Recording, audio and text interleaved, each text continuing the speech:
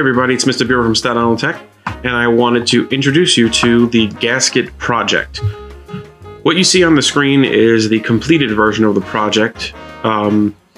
There's a very intricate design created, and that design is fully dimensioned using the normal dimensioning techniques that you're used to. And on the top right portion of the working area of the paper, you see a hatched version of it without any dimensions on it. There are design notes and several other things, but I'm getting ahead of myself. Let's talk about what a gasket is and what you need to do for the project.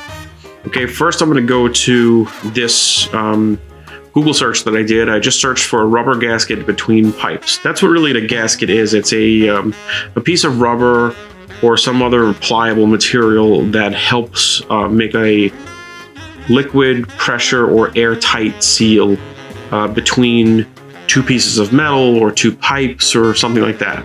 Like you see a concrete pipe over here with a black rubber ring around the edge, so when another pipe goes against it, that rubber ring will compress and flex within all of the crevices and make a very tight seal over there. Here's a diagram of a sink drain.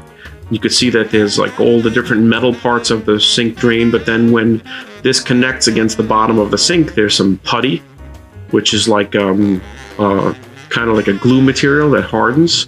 And then underneath that, where the bottom of the sink is, before it touches more metal, is a rubber gasket. And the gasket, again, makes that airtight and pressure tight and liquid tight seal in between two pieces of metal, two pieces of plastic, or wherever there's going to be a passage from one object to another. And you can see like a lot of different examples over here. Sometimes they come in strips and they could be put around windows or things like that. Sometimes they're built into a pipe like this. Sometimes they have like little threads over here so they could be kind of gently screwed into place, and a number of other things. So that's really what a gasket is.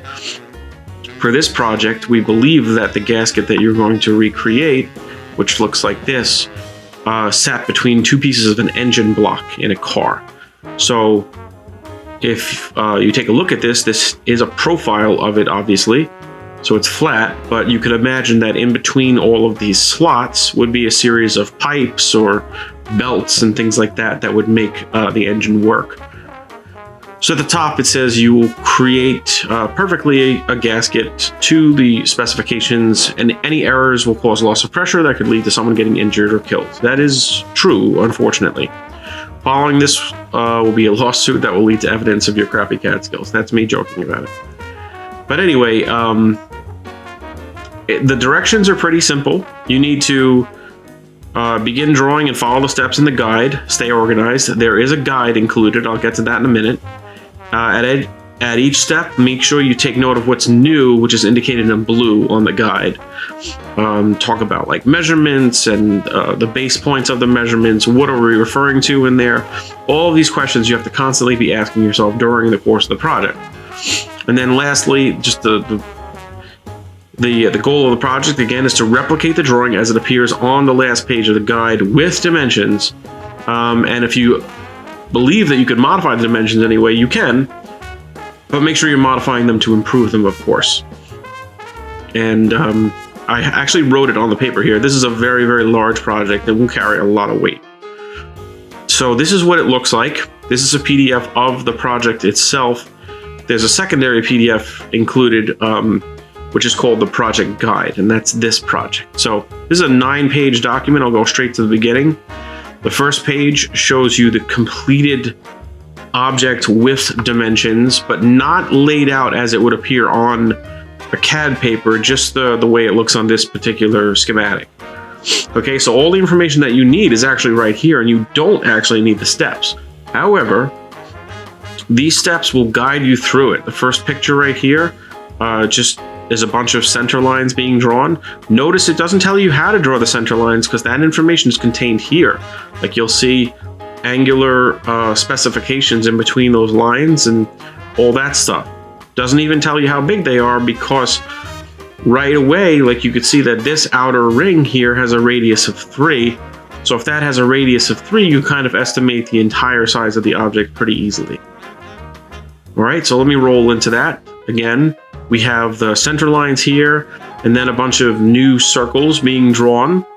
And then those circles are connected with some arcs or other pieces of circles using trim and a few other things. Then it's cleaned up a little bit more using the trim process and other things that are involved. I'm not really going to get into too much detail regarding the commands that you're going to be using. But then it continues to take shape in the middle. Again, the blue things are what's new to each step. You can see over here we have center marks being placed. This step, very, very subtle, has just one piece right here. And then some more circles. Kind of looks like a mess, but eventually when you get to a point like this and then you clean it up, you get a very, very, very well-defined shape over here. And then it continues to shape around the bottom left half area in these further figures. And then finally towards the end, you see some blue fillets being placed. And then you get this particular final shape. And you can see over here, everything is there. I'll explain again, TYP means typical. So this radius being 4 typical means there's 4 instances of it. Here's 1, 2, 3, and 4. And there are like 2 0.88 radii here, which is this one, and 0.38 radii here, so that one and this one, and several other references like that throughout. We have a generic reference here of all unmarked radii would be 0.63. That's here and here, here, here, and here, and quite a few other things up for your interpretation. Over here, in this particular area, which I'll go look at it in the AutoCAD page, it says the design notes are there for you to explain challenges you encountered during the drawing of the plan. Use specific examples, please. Talk about whether or not you thought there were enough dimensions. Could you eliminate some of the dimensions? Think about changing them or to increase clarity, and talking more about, like, to the designer or something like that within your notes. You're really kind of analyzing the way this is made. So this is what it's supposed to look like in the end, but I'm going to show you my model space here to give you a lot of insight on how you should be doing this project. I actually have a copy of each piece at each step.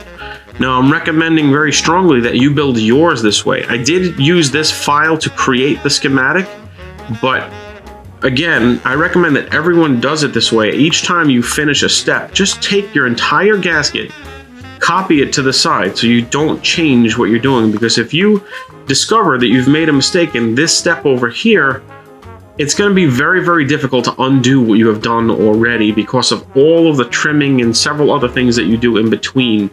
It's not always like this linear progression of steps because of all the things you kind of partially undo or kind of maybe change along the way to fit what they're supposed to fit.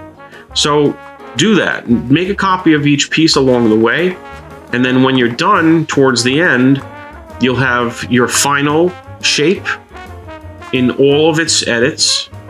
Copy that to the side, put all the dimensions on, and then copy that one or copy this one to the side. Join it all together so it's one series of pieces. This one is still kind of unjoined, as you can see. But as long as you can hatch the whole thing with one particular hatch, it's fine. I have the hatch labeled over here as a hexagon hatch. You could use any hatch you want as long as the entire object is hatched in the upper right. So this is what you're required to submit, something that looks like this. And again, of course, this would be using 2 viewports, a small viewport up top, a large viewport over here, and on the paper space we have 2 lines being drawn and some text. There's text over here. This text is written on the paper space, but these texts are not, because these texts are part of the dimensions, as you can see. So dimensions, center lines, and the object itself all belong in model space. However, the modification of the presentation of it should appear on paper space. It's a very important distinction between those things. So again, this is what your tech drawing file is supposed to look like. You'll be provided this project guide, which has 9 different slides with 14 steps in total. And then you'll also be provided, of course, the project guide, where it explains very, very simply kind of what you should be doing during the process. Of course, you're going to be using your template with the logo. Here's the project name, and there's some example, some information given about design notes over here, just like it said on that piece of paper. Okay, so that's the Gasket project, and the Gasket project is very intense. I'm going to caution you to take your time on it for sure. It's going to be worth more than a regular project because it is a very large project, and I want you to get it right. Please reach out, as always, if you need any help, and I think that's about it. So good luck, and make sure you're, again, doing that thing with the steps in CAD. One step or one copy of each item per step. That's a really, really important thing that you do. So just to save yourself a headache in case you have to redo certain parts of it. Thank you very much.